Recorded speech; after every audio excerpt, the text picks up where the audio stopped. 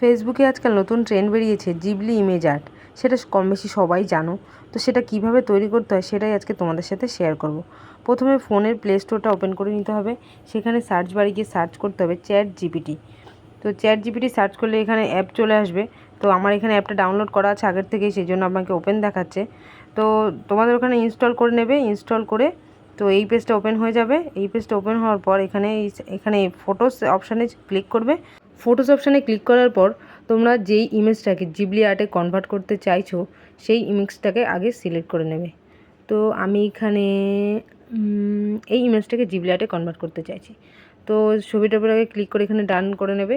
তারপর এখানে সেন্ড বলে একটা অপশান আছে, সেখান থেকে এটা পাঠিয়ে দিলে, পাঠিয়ে দেওয়ার পর এখানে আস্ক এনিথিংয়ে লিখবে convert this image into studio Ghibli art. তো আমি এখানে লিখে নিই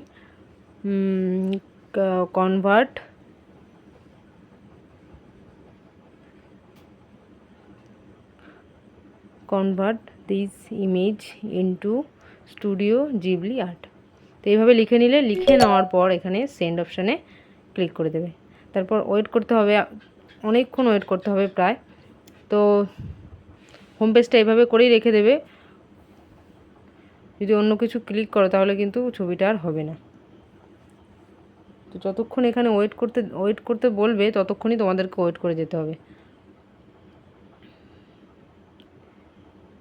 এখানে তোমার ছবিটাকে জিবলি আর্টে কনভার্ট করছে।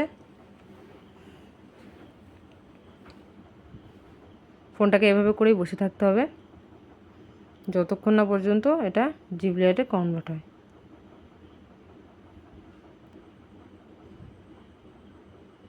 প্রচুর সময় নিচ্ছে, দেখা যাক কখন তৈরি হয়। ইমেজ ক্রিয়েটেড দেখাচ্ছে। এই যে হয়ে গেল, আমাদের ইমেজটা জিবলি আর্টে কনভার্ট হয়ে গেছে। তো এইভাবেই এই ছবিটার উপরে ক্লিক করবে, তারপর নিচে সেভ লেখা যেটা আছে সেভের উপরে ক্লিক করবে। যতবার ক্লিক করবে ছবিটা ততবার সেভ হয়ে যাবে।